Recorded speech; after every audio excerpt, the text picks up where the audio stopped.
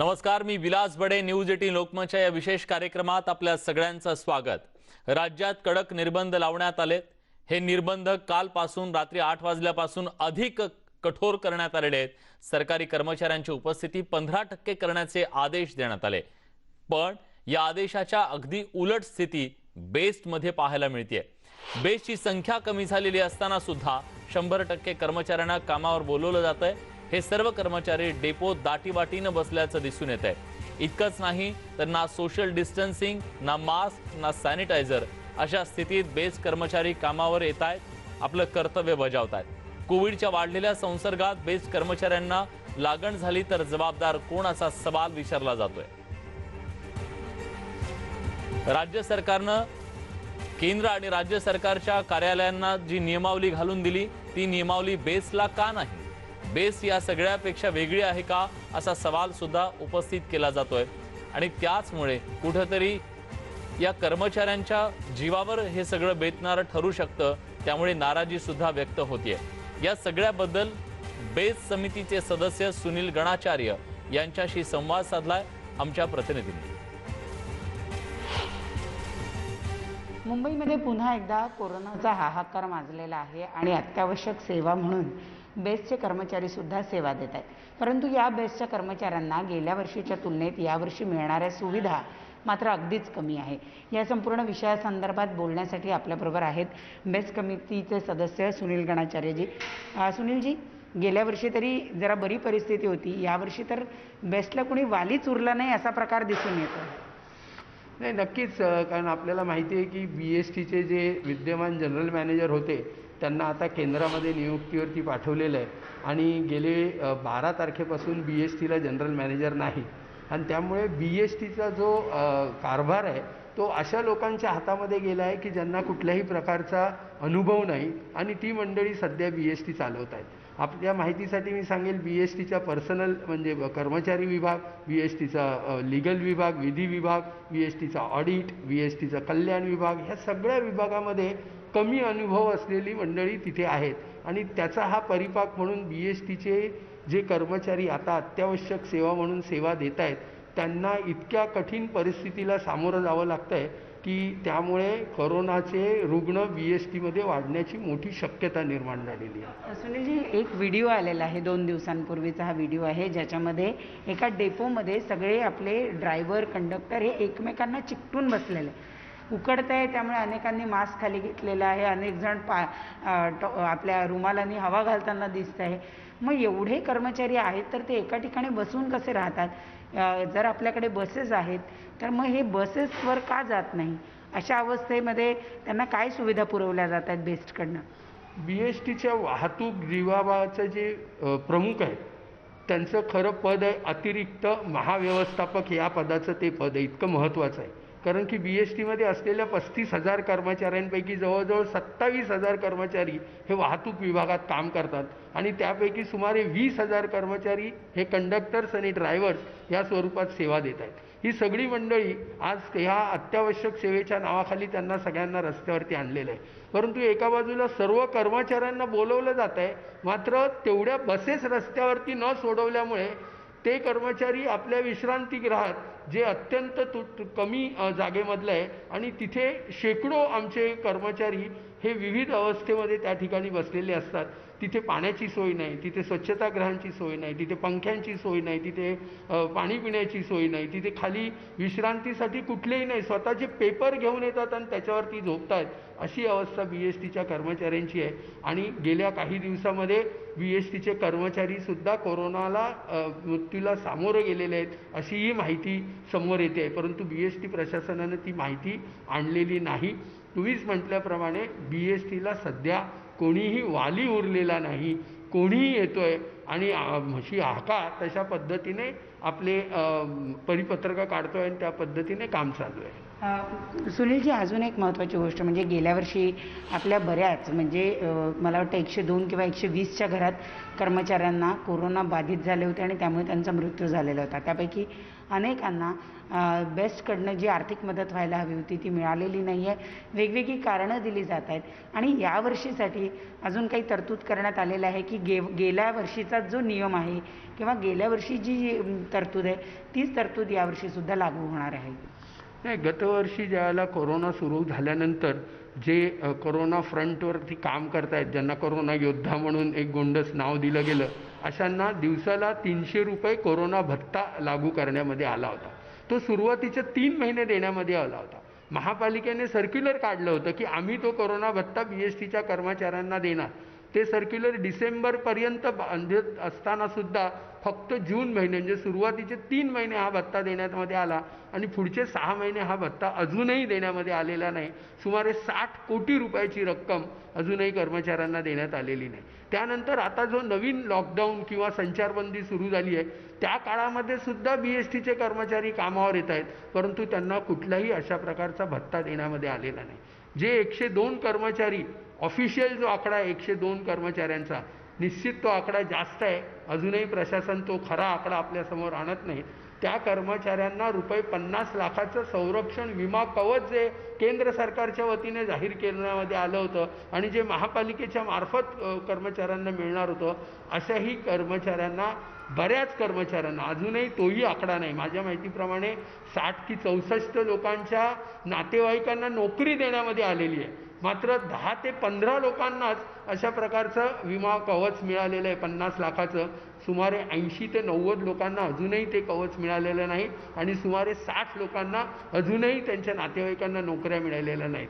काही प्रकरणं अशी आहेत की जी त्यांनी त्रिसदस्यीय डॉक्टरांच्या समितीकडे पाठवलेली आहेत की यांचे कोरोनाने मृत्यू झाले आहेत की अन्य कुठल्या कारणाने मृत्यू झालेले आहेत, अशा प्रकारचा वाद त्याच्यामध्ये निर्माण प्रशासनाच्या वतीने करण्यात येऊन त्यांनाही ह्याच्यापासून दूर ठेवण्यामध्ये आलेले आहेत आमच्या काही मृत कर्मचाऱ्यांच्या नातेवाईकांना. त्यामुळे ही शोकांतिका आहे की BST आणि मुंबई महापालिकेसारख्या प्रशासनानं आपल्या कर्मचाऱ्यांकडे इतकं दुर्लक्ष करणं आणि दुसऱ्या बाजूंनी मात्र त्यांनी कोरोना योद्धा म्हणून अत्यावश्यक सेवा देण्याकरता रस्त्यावर उतरणं ही अपेक्षा ठेवायची आणि त्यांचा काही दुर्दैवी प्रकार घडला तर मात्र मदतीपासून लांब हटायचं, ही दुहेरी भूमिका प्रशासनाने सुरू ठेवलेली आहे. सुनीलजी, त्यातच अजून एक धक्कादायक माहिती अशी मिळते आहे की सध्या कर्मचाऱ्यांची जी युनियनच्या नोंदणी असतात त्याच्या मोहिमा सुरू केल्या आणि त्याच्यासाठी गेटवर मीटिंग घेतल्या जात आहेत.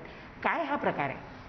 ही अत्यंत हास्यास्पद गोष्ट आहे की एका बाजूला BSTच्या कर्मचाऱ्यांना कशाला बोलवलं जातं, तर ते अत्यावश्यक सेवा देण्याकरता बोलवलं जातं आणि दुसऱ्या बाजूला सत्ताधारी पक्ष, शिवसेना आणि त्यांचे पदाधिकारी हे BSTच्या कर्मचाऱ्यांना आपल्या युनियनचं सदस्य बना म्हणून ते करण्यासाठी डेपोमधून फिरतात.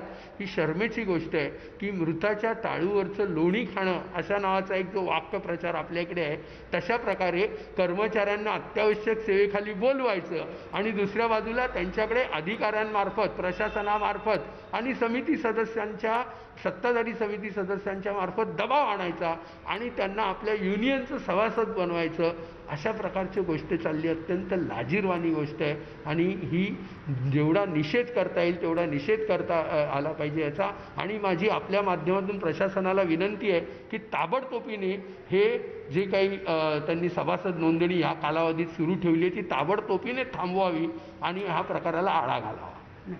तर आपण पाहतोय की कोरोनाचा कालावधी सुरू झालेला आहे. पुन्हा एकदा अत्यावश्यक सेवेतील सर्व कर्मचाऱ्यांना उपस्थित राहण्यास सांगण्यात आलं आहे, परंतु सॅनिटायझर असेल किंवा पुरेशी बसायला जागा असेल अशा साध्या सुविधासुद्धा बेस्ट प्रशासन त्यांच्या ड्रायव्हर, कंडक्टर यांना पुरवू शकत नाही आहे आणि त्याच्यामुळं पुन्हा एकदा कोरोनाची बाधा होणाऱ्या बेस्ट कर्मचाऱ्यांची संख्या वाढायला लागलेली आहे. व्हिडिओ जर्नलिस्ट अरुण पेडणेकरसह प्रणाली कापसे, न्यूज 18 लोकमत, मुंबई. तेव्हा बेस्टच्या अनेक कर्मचाऱ्यांच्या अनेक वेगवेगळ्या व्यथा आहेत आणि या संकटाच्या काळात सुद्धा त्यांना दिलासा मिळत नाही असं त्यांचं म्हणणं आहे. दरम्यान बेस्ट वर्कर युनियनचे नेते शशांक राव यांनी बेस्ट कर्मचाऱ्यांच्या वर होणाऱ्या या अन्यायाबद्दल नेमकं काय म्हटलेलं आहे जाणून घेऊयात. सारख्या महानगरामध्ये आजच्या घडीला सगळे जणांचा फोकस आहे तो म्हणजे कोरोनामुळे जे कोणी रुग्ण बाधित आहे त्यांना जास्तीत जास्त सेवा देण्याचा. त्यासाठी अत्यावश्यक सेवेतील सगळ्या कर्मचाऱ्यांना बोलवलं जात आहे, परंतु आता हे अत्यावश्यक सेवा देणारे कर्मचारी सुद्धा कोविड पॉझिटिव्ह होत आहेत आणि बेस्ट कर्मचाऱ्यांचा गेल्या आठवड्यामध्ये 3 बेस्ट कर्मचाऱ्यांचा या कोरोनामुळे मृत्यू झालेला आहे. पुन्हा एकदा बेस्टचे कर्मचारीसुद्धा या कोरोनाच्या विळख्यात यायला लागले. या संपूर्ण परिस्थितीबद्दल बोलण्यासाठी आपल्याबरोबर आहे शशांकराव, जे बेस्ट कामगार नेते आहेत. त्यांच्याकडून आपण जाणून घेऊया. शशांकजी, एकाच आठवड्यात 3 कामगारांचा मृत्यू होणं आणि तेही एकाच डेपोमधले अतिशय धक्कादायक गोष्ट आहे. का घडतंय हा सगळा प्रकार? असं आहे, गेले वर्षभर BSTचे कर्मचारी मुंबईकर जनतेला सेवा पुरवत आहेत. याच्या आधीसुद्धा ज्या सुविधा त्यांना दिल्या पाहिजे होत्या त्या दिल्या जात नाहीत म्हणून आम्ही अनेकदा तक्रार केली आणि त्या सुविधा काही प्रमाणात करून घेतल्या. मग ते सॅनिटायझेशन असेल, मास्कची अवेलेबिलिटी असेल, बाकीचं हात धुवायला साबणं किंवा बाकीचे काही फॅसिलिटीज असतील, पण आता परत एकही गोष्टीकडे लक्ष दिलं जात नाही आहे. आणि खास करून BST कमिटी ही शिवसेनेकडे आहे आणि वारंवार सांगितल्यानंतर कुठेही काहीही सुविधा दिल्या जात नाही आहेत. आणि त्याचा परिणाम हा होतोय की आता गेल्या आठवड्यामध्ये एकाच आठवड्यामध्ये बॅकबे सारख्या डेपोच्या 3 कर्मचाऱ्यांचा मृत्यू एकाच आठवड्यामध्ये झाला. अनेक मृत्यू होत आहेत बाकीच्या डेपोंमध्ये आणि पण प्रॉब्लेम असा आहे की हे लोक कुठेही काही सांगत नाही आहेत, कुठेही पारदर्शकता नाही. कुठेही आपण आता जर कोणत्याही डेपोमध्ये गेलात तर भरमसाठ गर्दी असते लोकांची, कारण ड्युट्यांमध्ये ते लोक प्रॉब्लेम करून ठेवलेला आहे. बसगाड्या BSTकडे कमी आहेत स्वतःच्या मालकीच्या. आमचा MOU आहे की BSTला स्वतःच्या 3337 गाड्या स्वतःच्या मालकीच्या ठेवायला पाहिजेत, पण आज फक्त 2100 पर्यंत गाड्या स्वतःच्या आहेत. त्यामुळेच तुम्हाला बाहेरच्या ST वगैरे मागवाव्या लागत आहेत. आणि आता BSTचं, कारण की गाड्या कमी आहेत तर BSTचा कर्मचारी आहे त्याला तिकडे काम नसताना सुद्धा जबरदस्तीने बसवून ठेवलं जातं. अशा पद्धतीने एकदम सिस्टम कोलमडून ठेवलेली आहे या BSTची या लोकांनी. शशांकजी, गेल्या वेळेला आपण पाहिलं होतं की खास बेस्टचे जे कोणी कर्मचारी कोरोना बाधित होतील त्यांच्यासाठी रुग्णालयामध्ये व्यवस्था करण्यात आलेली होती, किमान त्यांच्यासाठी राखीव जागा ठेवण्यात आलेल्या होत्या. यावेळेला पुन्हा असं काही होताना दिसत नाही. इतकंच नाही तर जो कोविड भत्ता होता तो दिला जातोय का? दुसरी गोष्ट की गेल्या वेळेला जो फंड किंवा जो निधी केंद्र शासनाने मंजूर केलेला होता, जर कोविडमुळे कोणाचा मृत्यू झाला तर तो निधी यावर्षी दिला जाणार आहे का? असं आहे की कोविड भत्ता आम्हाला जुलैच्या महिन्यापासून आत्तापर्यंत दिला गेलेला नाही आणि ही BSTच्या कर्मचाऱ्यांची थट्टा आहे. BSTचा कर्मचारी रात्रंदिवस सेवा करतो आणि सांगितलेला भत्ता जो आमचा अधिकाराचा भत्ता आहे जुलैपासून आत्तापर्यंत शिवसेनेने दिलेला नाही. आणि आम्ही मागणी केलेली आहे, कारण की कोविड कुठेच गेलेलं नाही. महाराष्ट्र राज्य सरकारने 1 जानेवारीपासून कोविड भत्ता बंद केलेला आहे, पण आम्ही मागणी केलेली आहे की कुठेही तो थांबवण्यात येऊ नये. म्हणजे आधी जो दिला नाही आहे तो देण्यात यावा, 300 रुपयाचा दिवसाचा भत्ता, आणि आता 500 रुपयाने तो भत्ता दिला गेला पाहिजे, कारण की अजून संकट जास्त आहे आणि हे त्यांनी केलं पाहिजे. जे कामगार मृत्युमुखी पडत आहेत, दुर्दैवाने सांगावं लागतं की अनेकांना ते 50 लाख रुपये दिले जात नाहीत अनेक कारणाने. खरं तर शासनानं आता परिपत्रक काढलंय, म्हणजे राज्य सरकारनं काढलेलं आहे की त्या आस्थापनाच्या लोकांनी आपल्या किती कर्मचाऱ्यांना बोलवायचं आहे त्याचं व्यवस्थित मॅनेजमेंट करा.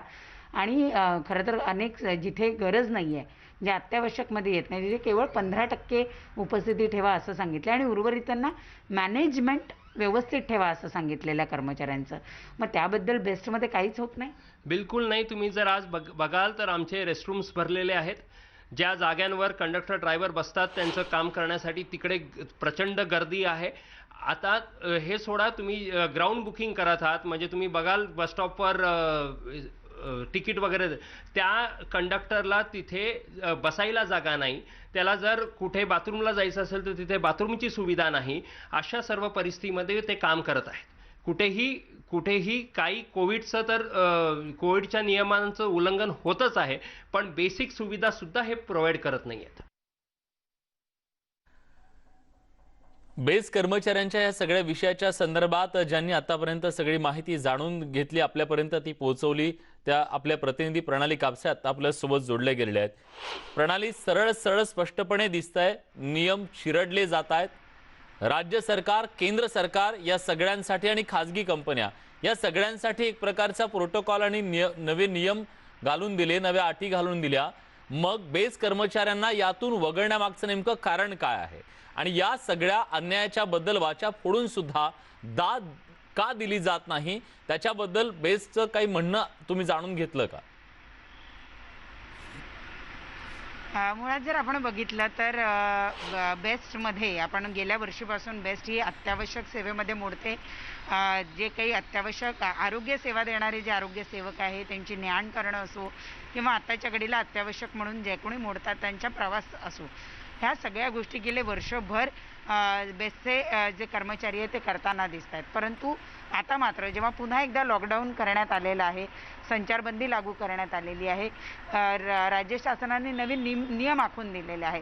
मुळात बेस्टची आपण जर परिस्थिती बघितली तर गेल्या वर्षी आपल्याकडे 3,327 बसेस होत्या आणि त्या तुलनेत आज जर आपण बघितलं तर आपल्याकडे 2100 बसेस आहे. म्हणजे किती मोठा एक बॅकलॉग जो आहे तो तयार झालेला आहे. मग ह्या एवढ्या जर बसेस आपल्याकडे कमी आहेत तर या एवढ्या बसेसचा जो स्टाफ आहे, प्रत्येक बस मागे ड्रायव्हर, कंडक्टर, त्याचा क्लीनर असा हा जो काही स्टाफ असतो, या स्टाफला आगारामध्ये बोलवण्याचं काम काय मुळात. आणि जर समजा तुम्हाला सगळ्याच कर्मचाऱ्यांना बोलवायचं असेल कामावर तर मग त्यांचं नियोजन का करत नाही? त्यांना शिफ्ट वाईज बोलवलं पाहिजे. ज्यांची गरज नाही त्यांना एक दिवस सुट्टी दुसऱ्या दिवशी बोलवायला पाहिजे. परंतु असं कुठलंही नियोजन झालेलं दिसत नाही. त्यामुळे जे चित्र, जे व्हिडिओज आपण दाखवतोय, प्रत्येक आगारामध्ये जवळपास अशी स्थिती असते.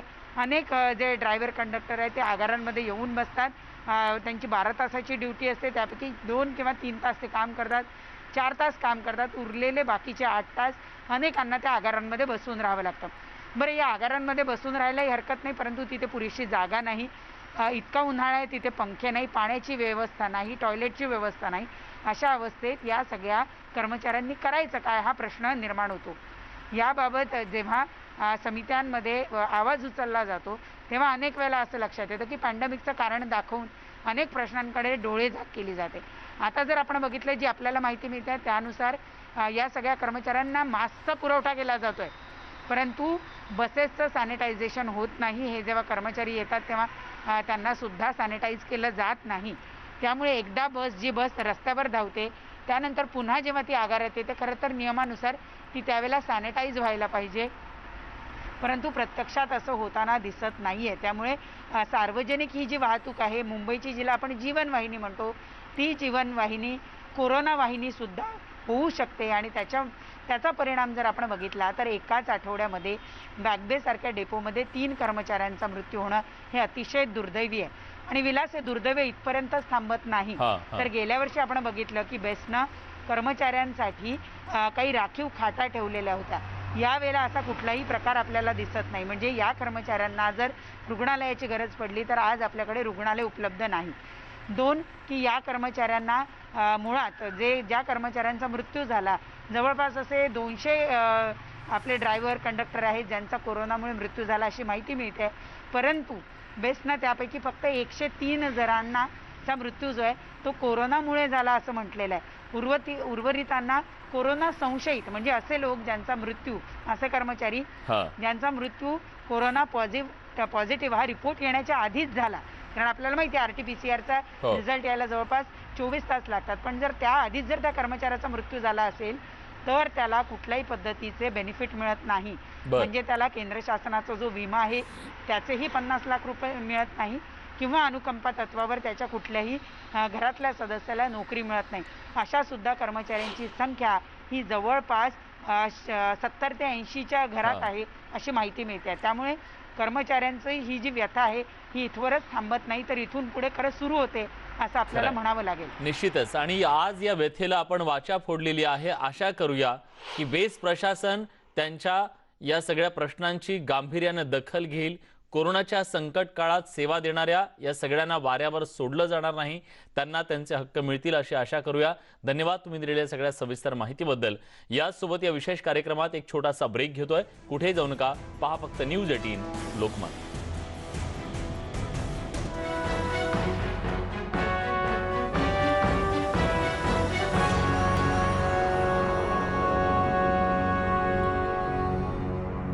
ब्रेक नंतर तुमचं पुन्हा एकदा स्वागत. न्यूज 18 लोकमतवर तुम्ही पाहता विशेष कार्यक्रम नियम चिरडले. हा प्रश्न विचारण्याचं कारण म्हणजे राज्यात कोरोनाची साखळी तोडण्यासाठी कडक निर्बंध लावण्यात आले. हे निर्बंध सातत्याने आणखी कठोर केले जात आहेत. सरकारी कर्मचाऱ्यांच्या उपस्थितीत आता 15% करण्याचे आदेश देण्यात आलेत. काल रात्री 8 वाजल्यापासून याची अंमलबजावणी सुरू झाली, पण या आदेशाच्या अगदी उलट स्थिती बेस्टमध्ये पाहायला मिळते. बेस्टची संख्या कमी झाली असताना सुद्धा 100% कर्मचाऱ्यांना कामावर बोलवण्याचं कारण काय, हा सवाल विचारला जातोय. हे सगळे कर्मचारी डेपोत ज्या पद्धतीनं राहत आहेत ते पाहता हे कोरोनाच्या संकट काळातलं चित्र आहे का, असा प्रश्न पडावा. आणि या सगळ्याबद्दल बोलण्यासाठी आता आपल्या सोबत आहेत बेस्ट समितीचे अध्यक्ष आशिष चेंबूरकर. आशिषजी, जी परिस्थिती आता स्क्रीनवर तुम्ही पाहू शकत असाल ती परिस्थिती, आणि त्यानंतर इथल्या बेस्टच्या कर्मचाऱ्यांच्या ज्या व्यथा आम्ही दाखवतोय त्या व्यथा, हे कशासाठी आता या सगळ्या पेंडेमिकच्या परिस्थितीमध्ये का बेस्टच्या कर्मचाऱ्यांना वेठीस धरलं जात आहे, हा त्यांचा सवाल आहे. हॅलो बोला. हॅलो, माझा आवाज येतोय? प्रश्न असा आहे, आपल्याकडे सध्या वेट लिस्टच्या बसेस 3 प्रकारच्या आपल्याकडे बेस्ड बसेस हा.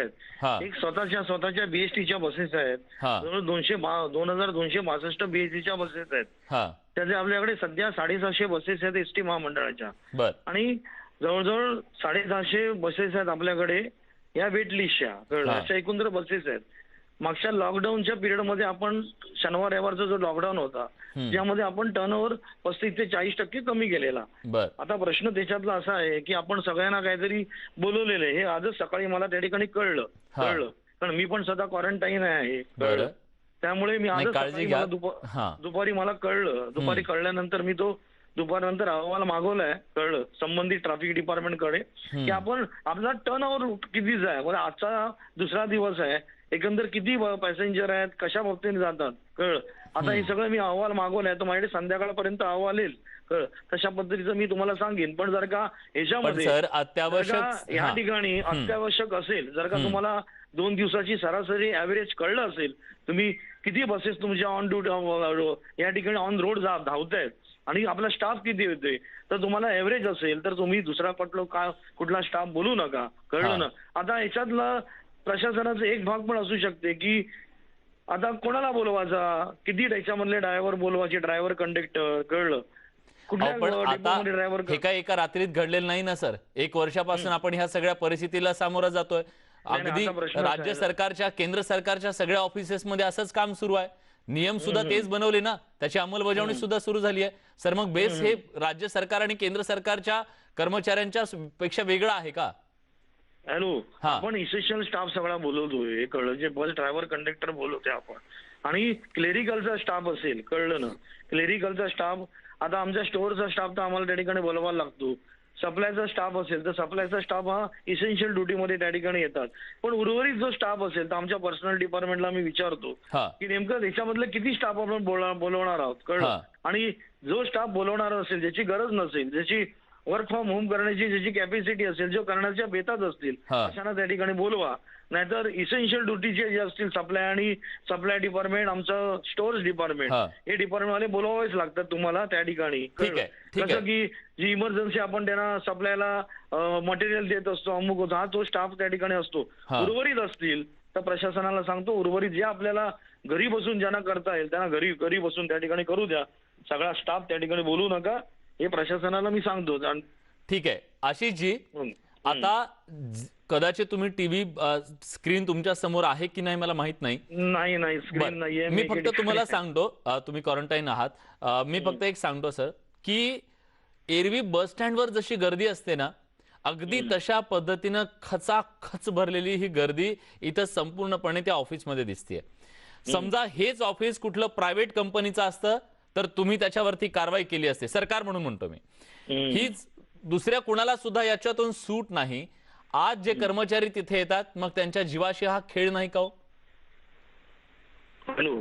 आता आधी तुम्ही कुठल्या डिपार्टमेंटची शूट केले याची मला कल्पना नाहीये. एसटी ड्रायव्हर आणि कंडक्टर जिथं एकत्र डेपोमध्ये येऊन बसतात, त्यांची बसण्याची जी व्यवस्था आहे त्या ठिकाणी अगदी एकमेकांना खेटून पूर्णपणे गर्दी करून हे सगळे बिचाऱ्यांकडे पर्याय नाहीये ना. की प्रश्न असा आहे की आपण आता उर्वरित मी म्हणालो तुम्हाला, आता एकंदर आपला किती टर्नओव्हर आहे, याच्या गाड्या किती धावतात, बीएसटीच्या गाड्या धावतात, आता ह्याचा मी रिपोर्ट घेतोय, आता संध्याकाळपर्यंत येईल. कारण आपण सगळ्याच्या सगळ्या गाड्या धावतोय, कळलं ना. कारण प्रश्न असा आहे, इसेन्शियल सर्व्हिसवाले अनेक जण त्या ठिकाणी हॉस्पिटलला जाणारे असतात, महानगरपालिकेचे कर्मचारी असतात, सरकारी कर्मचारी त्या ठिकाणी असतात. आम्हाला एका दोन पॅसेंजरसाठी पण बस त्या ठिकाणी सोडावी लागते. आपण फ्रिक्वेन्सी जरी आपण कमी केली जरी मुद्दा केला, तो मुद्दा मान्य करूया ना आशिषजी. समजा तुम्ही म्हणताय की आम्हाला इसेन्शियल सर्व्हिसेससाठी इतक्या गाड्या चालवाव्याच लागतायत, ठीक आहे, आपण तो मुद्दा काही क्षणासाठी गृहीत धरू, ठीक आहे, तुम्हाला तुमची ती गरज आहे, मुंबईकरांच्या साठी सुद्धा तुम्ही हे सगळं करताय. मुद्दा हा आहे की ज्या कर्मचाऱ्यांना तुम्ही बोलवताय त्या कर्मचाऱ्यांचं सोशल डिस्टन्सिंग मेंटेन करणं, ते पाळलं जाणं हे सुद्धा तितकंच गरजेचं आहे ना. हॅलो, नाही आता तुम्ही कुठलं पिक्चर दाखवतात त्याची मला कुठल्या डेपोचं दाखवत असाल, कळलं, त्या डेपोचं मला नाव सांगा, कळलं, कुठल्या असेल त्याचं. ठीक आहे, संबंधित अधिकारी डीएम ना सांगतो आणि सगळ्या 26-27 डीएम ना सांगतो की आपण जर का बोलवणार असाल तर एकेकाचं सोशल, आपल्याकडे प्रत्येक बस डेपोच्या इमारती आहेत, त्याचे सोशल डिस्टन्स आपण त्या ठिकाणी पाळा, कळलं. इसेन्शियल सर्व्हिसला आपण ड्रायव्हर कंडक्टरना बोलवणार असाल तर सोशल डिस्टन्स पण त्या ठिकाणी पाळा. कारण सर्व्हिसला ड्युट्या द्यायच्या असतात, सर्व्हिसला तिकिटा द्यायच्या असतात, तर आपण तशा पद्धतीचं त्याच्यावर काय नियंत्रण आणता येईल, तिघांना कसं बोलवण्यात यायचे, तशा प्रकारचे आदेश डीएमला सगळ्यांना त्या ठिकाणी देतो. आपलं जे म्हणणं आपण चॅनलनी जे सांगितलं तशा पद्धतीच्या सूचना पण कशा याच्यात बदल करावे लागतील ह्या पण सूचना त्या ठिकाणी देतो. कळलं, जिथे सोशल डिस्टन्स असेल ते सोशल डिस्टन्स पाळावंच लागेल. बरं, सरकारी कर्मचारी असतील हे पाळावंच लागेल, पण इसेन्शियल ड्युटीच्या माध्यमातून सगळ्या ड्रायव्हर कंडक्टरना बोलवत असताना प्रायव्हेट कंडक्टर वरती खाली कुठे लांब ठेवा. आपल्याकडे अलाउन्स सिस्टीम आहे प्रत्येक ठिकाणी, अलाउन्स सिस्टीमला डीसी नंबर, आपला कंडक्टरचा नंबर, ड्रायव्हर कंडक्टरचा नंबर बोलून तो ऑन ड्युटी त्या ठिकाणी जाऊ शकतो. अशी व्यवस्था आपण त्या ठिकाणी उद्यापासून सांगू तशा पद्धतीची करायला. बर सर, एक प्रश्न सॉरी, तुम्ही क्वारंटाईन असताना सुद्धा नाही, बोला काय नाही बोल.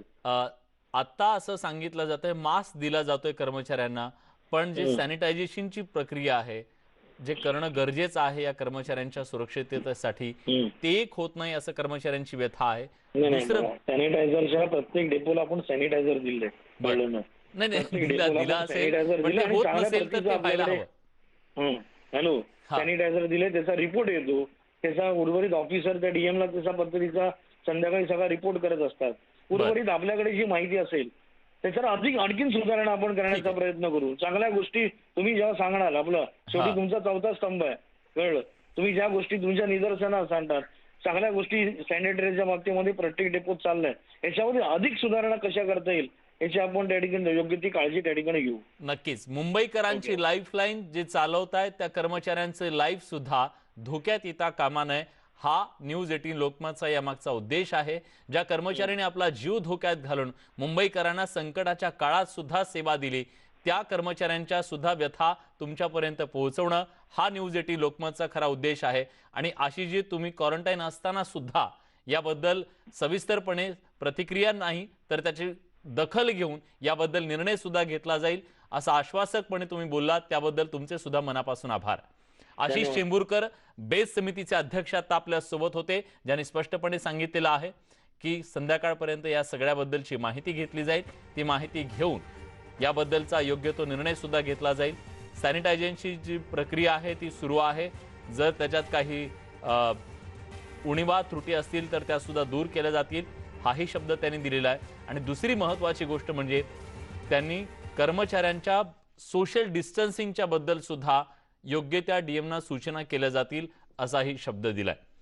यासोबत या विशेष कार्यक्रमात आणखी एक छोटासा ब्रेक घेतोय. ब्रेक नंतर कुठे जाऊ नका, पहा फक्त न्यूज 18 लोकमत.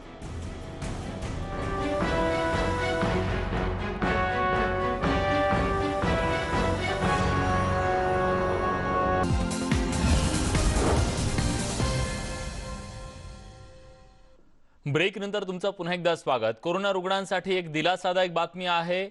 झायडस कॅडिलाच्या औषधाला परवानगी मिळालेली आहे. विराफिन औषधाला DCGIची परवानगी मिळालेली आहे. केंद्रानं हे औषध वापरायला परवानगी दिली आहे. 7 दिवसात कोरोना बरा झाल्याचा दावा यांनी केलेला होता. 91.15% हे औषध प्रभावी असल्याचा सुद्धा कंपनीचा दावा आहे. कंपनीकडून 25 ठिकाणी भारतात औषध चाचणी घेण्यात आली आणि त्यानंतर आता केंद्र सरकारनं औषध वापरायला परवानगी दिलेली आहे। झायडस कॅडिलाच्या या औषधाला आता DCGIनं परवानगी दिलेली आहे आणि ही निश्चितपणे एक दिलासादायक बाब ठरू शकते। प्रशांत लीला रामदास आपले दिल्लीचे प्रतिनिधी याबद्दल अधिक तपशीलवार माहिती देत आहेत। प्रशांत, या औषधाची जेव्हा चाचणी करण्यात आली त्यातून काय नेमकं समोर आलेलं आहे? हे औषध कोरोना बाधितांसाठी किती महत्त्वाचं जीवदान ठरणार आहे? काय नेमकं माहिती?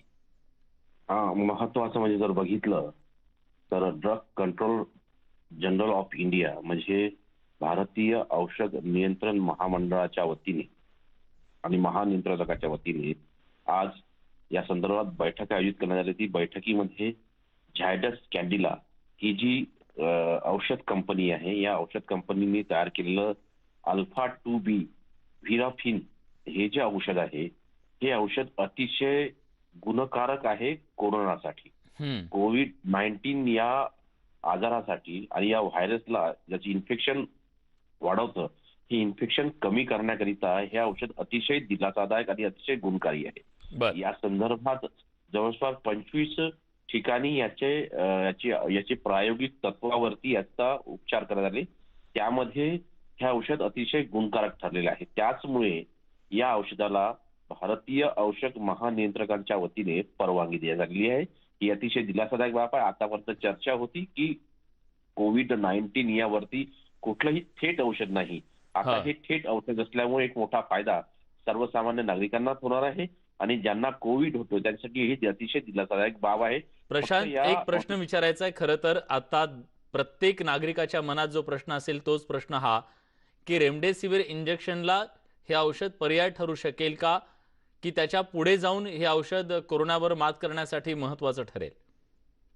विलास, या संदर्भात अशा प्रकारची कुठलीही माहिती अजूनही DCGI किंवा INGMR किंवा मग ज्या पद्धतीनं याला म्हणता येईल की कोविड टास्क फोर्सच्या वतीनं स्पष्ट करण्यात आलेलं नाहीये। पण या घडीला हे स्पष्ट करण्यात आलेलं आहे की हे औषध कोरोनासाठी अतिशय गुणकारक आहे। रेमडेसिवीर बद्दल अनेकदा जागतिक आरोग्य संघटना असो की भारतीय औषधाच्या नियंत्रक असो की त्यांनी स्पष्ट केलं आहे की रेमडेसिवीर ही काही लाईफ सेव्हिंग ड्रग नाही, त्याच्यामुळे धोका कमी करता येतो, पण यामुळे धोका संपवता येतो असं स्पष्टपणे DCGIचे संकेत मिळत आहे। त्यामुळे अतिशय गुणकारी औषध असेल असं स्पष्ट होत आहे। निश्चितच एका बाजूला लस आणि दुसऱ्या बाजूला आता औषध सुद्धा कोरोनाच्या या सगळ्या लढाईत एक शस्त्र म्हणून आपल्या हाती आलेला आहे आणि निश्चितपणे याचा फायदा होईल कोरोना बाधितांना अशी आशा करूया। धन्यवाद तुम्ही दिलेल्या सगळ्या सविस्तर माहितीबद्दल। आणि यानंतर राज्यातल्या कोरोना बाधितांसाठी आणखीन एक काहीशी दिलासादायक बाब, ती म्हणजे रेमडेसिवीर मिळवण्यासाठी आता राज्य सरकार आंतरराष्ट्रीय स्तरावर हालचाली करत आहे। सरकारनं आंतरराष्ट्रीय वृत्तपत्रात काही देशात जाहिराती दिल्यात।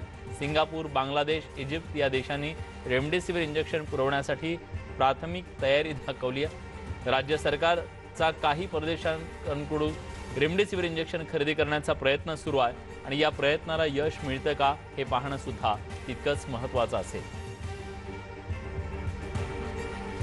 राज्यातला रेमडेसिवीर इंजेक्शनचा तुटवडा कसा भरून काढायचा हा राज्य सरकार समोरचा सर्वात मोठा प्रश्न आहे। केंद्र सरकारकडून सध्या देशभरातल्या वेगवेगळ्या राज्यांना कोटा ठरवून देण्यात आलेला आहे रेमडेसिवीर इंजेक्शनचा।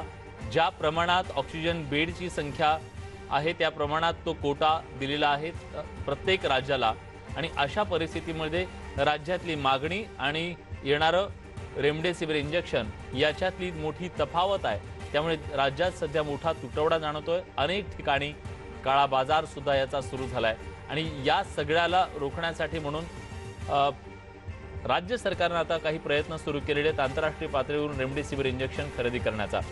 सागर कुलकर्णी आपले प्रतिनिधी आता आपल्या सोबत आहेत। सागर, हे नेमके काय प्रयत्न आहेत आणि राज्य सरकार अशा प्रकारे स्वतंत्रपणे परदेशातून हे औषध खरेदी करू शकतं का? त्याला कसा प्रतिसाद मिळतोय? विलास, देशांतर्गत रेमडेसिवीरची उपलब्धता महाराष्ट्राला जितकी हवी आहे तितकी होत नाही।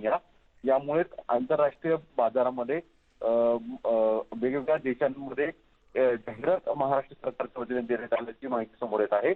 या जाहिरातीच्या द्वारे रेमडेसिवीर तिथल्या परदेशातल्या ज्या कंपन्या आहेत त्या पुरवठा करू शकतात का आणि त्या किती दराने करू शकतात या संदर्भात या जाहिराती देण्यात आल्याचं समजतं. विशेष म्हणजे राज्य सरकारला सिंगापूर तसंच इतर काही देशांमध्ये रेमडेसिवीरचं उत्पादन तिथे मोठ्या प्रमाणात आहे आणि त्या तुलनेने तिथे मागणी नाही आहे. त्यामुळे त्या परदेशातल्या काही देशांकडून कमी दरामध्ये इंजेक्शन उपलब्ध होतील अशी अपेक्षा आहे. त्या हेतूने राज्य सरकारने हे पाऊल टाकलेलं आहे. अर्थात राज्य सरकारला आता प्रतिसाद किती मिळतोय हेही देखील पाहणं गरजेचं आहे. एका बाजूला निर्यात बंदी केलेले रेमडेसिवीर संपूर्ण देशामध्ये वेगवेगळ्या राज्यांमध्ये मागणी मोठ्या प्रमाणात वाढतीये. महाराष्ट्राला जितकी गरज आहे तितकी मिळत नसल्यानेच आंतरराष्ट्रीय बाजारात सुद्धा इंजेक्शन उपलब्ध आहेत का याची चाचपणी आता राज्य सरकार ठोस पाहत आहे. धन्यवाद सागर, तुम्ही दिलेल्या सगळ्या सविस्तर माहितीबद्दल. राज्यात रेमडेसिवीरचा मोठा तुटवडा निर्माण झाला. या स्थितीत काही जणांकडून या इंजेक्शनचा काळा बाजार सुद्धा सुरू असल्याचं पाहायला मिळतंय. अशाच एका रेमडेसिवीरचा काळा बाजार करणाऱ्या रॅकेटचा जळगाव पोलिसांनी पर्दाफाश केलाय. जळगाव शहरासह भुसावळ इथं 3 ठिकाणी पोलिसांनी छापे टाकले. या रॅकेटमध्ये एका डॉक्टरसह वैद्यकीय प्रतिनिधी, मेडिकल चालक आणि नामांकित हॉस्पिटलमधील वॉर्डबॉयसह 15 जणांचा समावेश आहे. त्यांच्याकडून पोलिसांनी तब्बल 12 अनधिकृत रेमडेसिवीर इंजेक्शन जप्त केलेत. 14 आरोपींच्या मुसक्या आवळण्यात आल्यात. दरम्यान आरोपींमधील डॉक्टर सध्या फरार झालाय. एका बाजूला गोरगरिबांची आपला जीव वाचवण्यासाठीची धडपड सुरू आहे, तर दुसऱ्या बाजूला प्रचंड पैसे मोजून आपला जीव वाचवणारे सुद्धा आणि त्याच्यासाठी काळा बाजार करणारे, आपल्या वैद्यकीय पेशाला काळीमा फासणारे सुद्धा काही लोक असे समोर येत आहेत, ज्यांच्यामुळे खरोखरच संपूर्ण आरोग्य व्यवस्थेतील प्रामाणिकपणे काम करणाऱ्या सगळ्यांना काहीशी मान खाली घालवणारा हा प्रकार आणि हा काळा बाजार सध्या राज्यामध्ये काही ठिकाणी सुरू आहे. ज्या डॉक्टर आणि वॉर्डबॉय पासून अनेक जण सहभागी असल्याची दुर्दैवी बाब सुद्धा समोर येते. 4 पैशासाठी खरं तर हा सगळा काळा बाजार केला जातोय. रेमडेसिवीर इंजेक्शन हे ज्यांना आवश्यक आहे अशा लोकांना त्यांचा जीव वाचवण्यासाठी दिलं जातंय, पण काही लोक पैसे मोजून हे मिळवण्याचा प्रयत्न करतायत आणि त्यातून पैसे कमवण्याचा हे प्रयत्न करतायत. 12 इंजेक्शन्स आम्ही वायल जे आहेत ते अनधिकृतरित्या ताब्यात घेतलेले आहेत. बाजारपेठच्या गुन्ह्यात 2, त्यानंतर जळगाव सिटीतल्या गुन्ह्यात एका गुन्ह्यात 3 आणि दुसऱ्या गुन्ह्यात 9 आरोपी, 9 3 12 2 14 आरोपींना आम्ही अटक केलेली आहे. 1 फरार आहे आणि अधिक तपास चालू आहे. नवी मुंबईतल्या पालिका क्षेत्रात आज लसीकरणाला ब्रेक लागलाय. महापालिकेला लसच उपलब्ध झाली नाही, त्यामुळे नवी मुंबईतील लसीकरण केंद्र आज बंद ठेवण्यात आली आहेत. नवी मुंबईत तब्बल 52 केंद्रावर लसीकरण केलं जातं, मात्र अनिश्चित काळासाठी सध्या ही लसीकरण केंद्र बंद करण्यात आली आहेत. खासगी रुग्णालयांमध्ये लसीचा दुसरा डोस उपलब्ध आहे, मात्र महापालिकेच्या रुग्णालयांमध्ये दुसरा डोस उपलब्ध नसल्यानं नागरिकांना लस न घेताच परतावं लागतंय.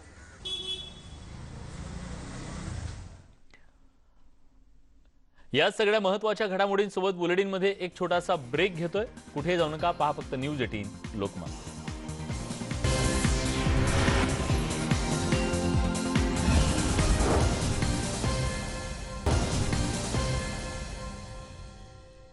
ब्रेक नंतर तुमचं पुन्हा एकदा स्वागत. गेल्या वर्षभरापासून कोरोनाचं थैमान सुरू आहे, मात्र यामुळे बाकी व्यवसाय ठप्प झाल्यानं नागरिकांची आर्थिक घडी पूर्णपणे विस्कटून गेली आहे.